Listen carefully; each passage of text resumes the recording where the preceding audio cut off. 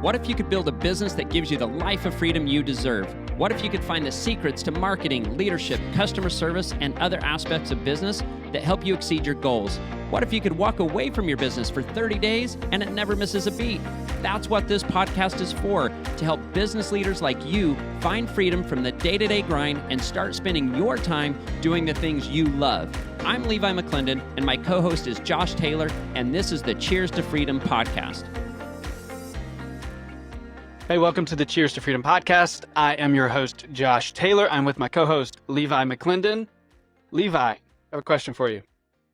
I was supposed to ask you this question before we started recording, but I forgot. What do you think is the most valuable asset a car wash can own? I'm a marketer. Therefore, this is an easy question, is a list. A list. What list?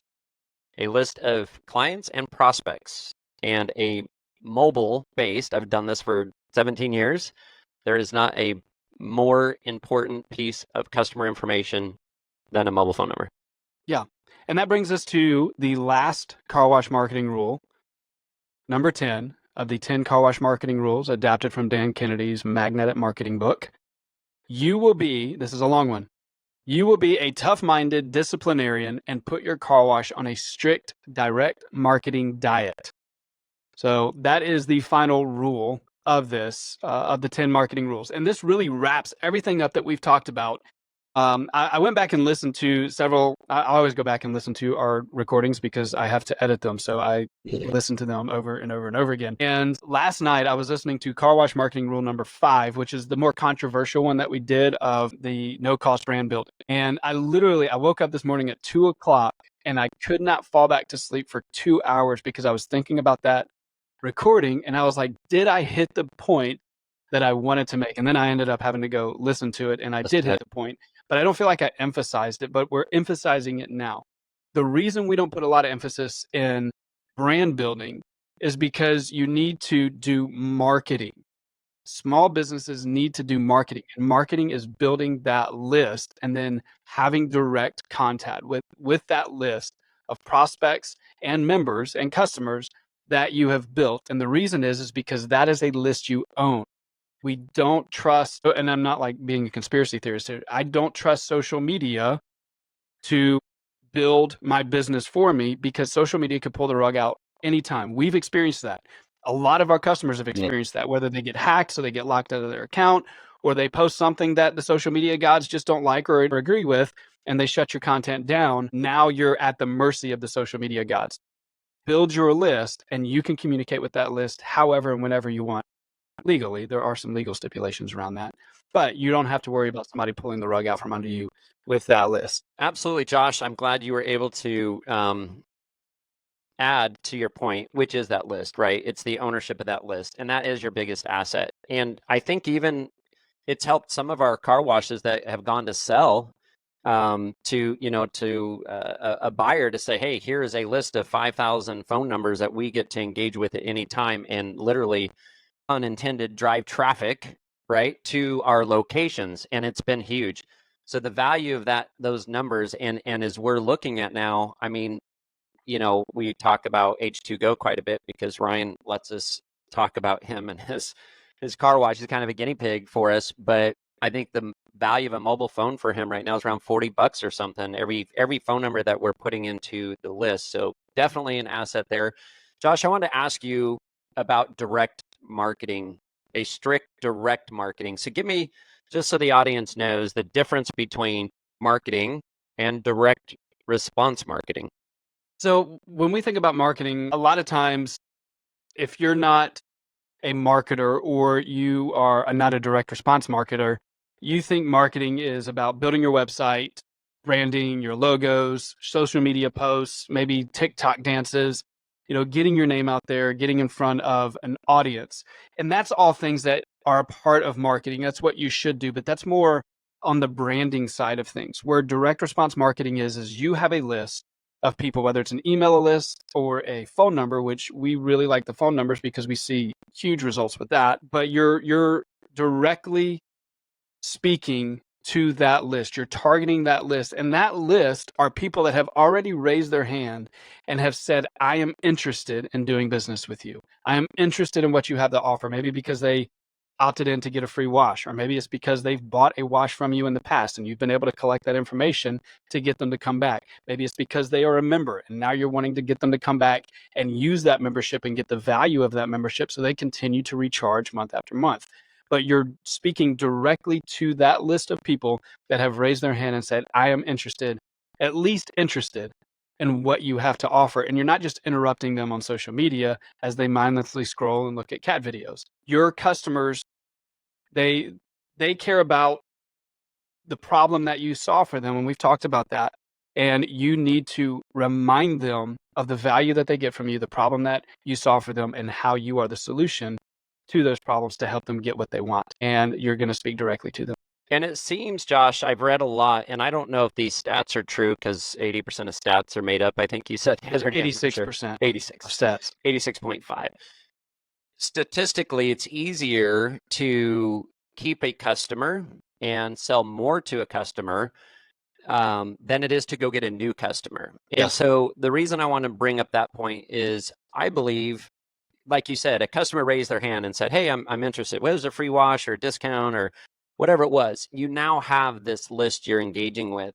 And I think if I were to say, hey, I'm going to send something to 5,000 people that don't know who I am, and I'm just going to put it out there versus sending it to 5,000 people, we're doing a, 1 day, 99-cent first month, membership only.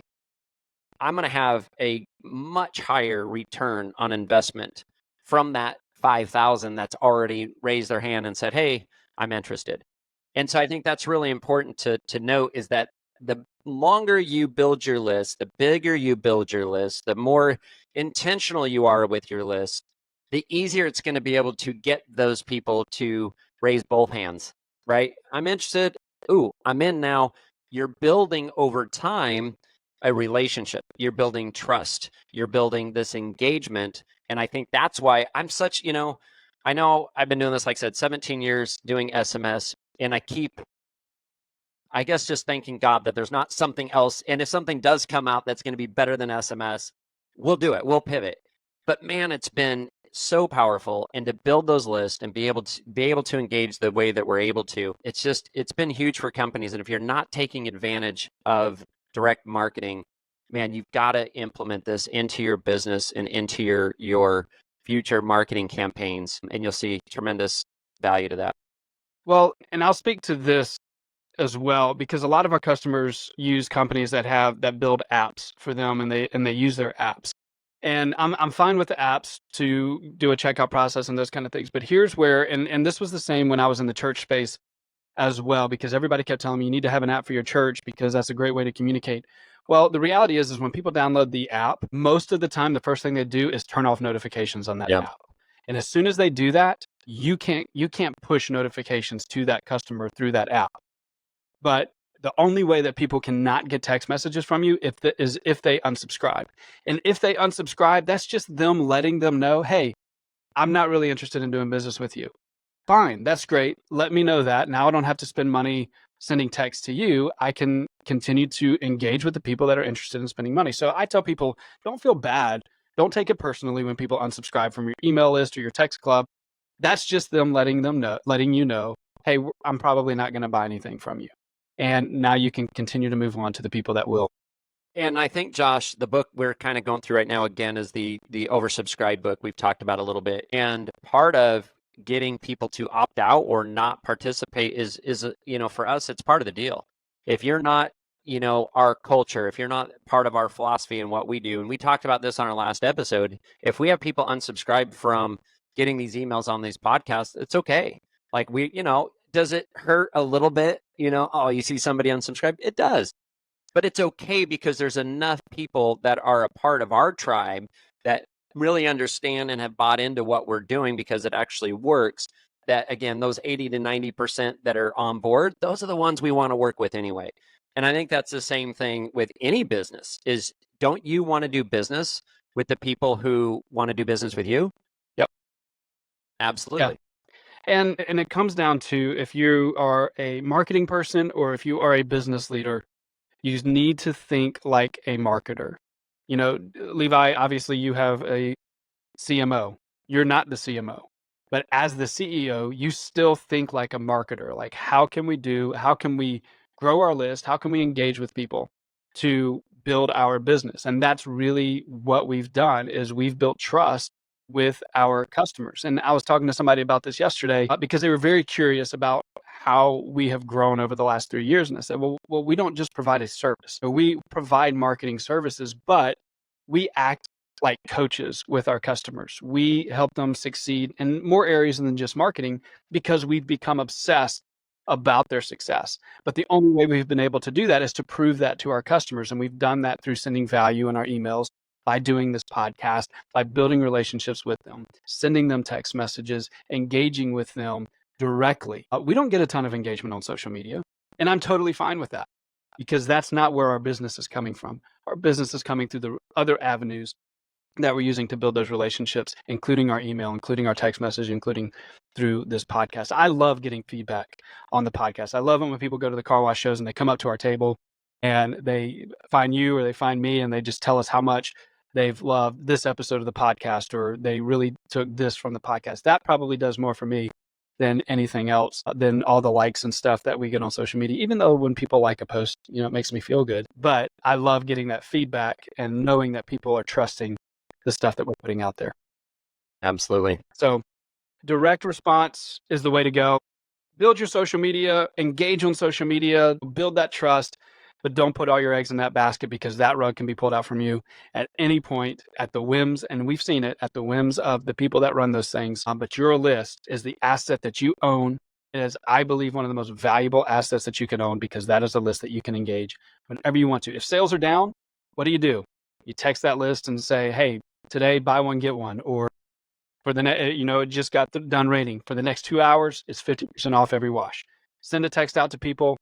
Now your line's going to be full. We see that over and over again with our customers. When business is slow, they send out a text, fills that line right back up. Well, Josh, real quick too, the talk about social media and likes and follows and building those lists. Those are awesome to build. But go through SMS where you own that phone number first, and then part of your drip campaign is going to be to promote the other avenues that maybe customers are interested in. Maybe they're interested in TikTok, maybe they're interested in Instagram.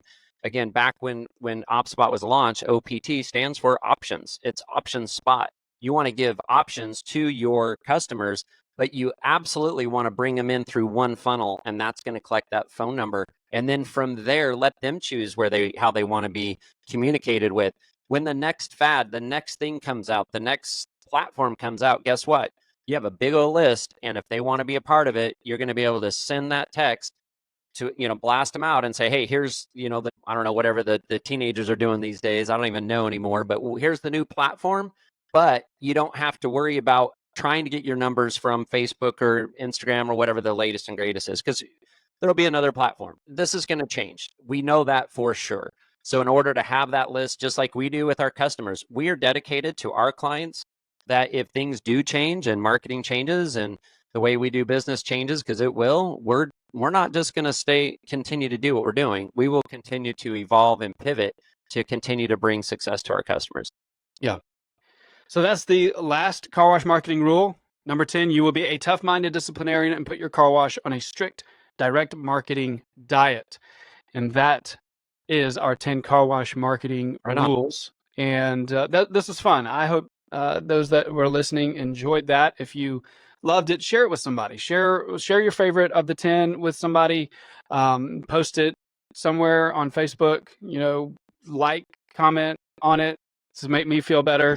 Give us some feedback if you loved it, because we might do some more mini series in the future, because it was kind of fun to do this. And also text cheers to 411-365 if you want updates on when new podcasts release, like once every 6 months. It seems like it's faster than that. But repeat that real quick, because as we want to make sure people know, you start a text message to 411-365, right, is the phone number. In the body of the text, type in cheers, and you'll subscribe to the Cheers to Freedom podcast, and we will collect your phone number. Don't worry, we don't spam. You will just get notified here and there of when we drop new episodes. of the podcast. And again, that gives us your phone number, and that's what we preach, of course, and we want to be able to have a direct connection to you. So make sure to do that. We appreciate it. All right. Well, Levi, thanks, and Hey, man. looking series. forward to the next. Yeah, right on. Cheers. Cheers. Cheers to freedom, man.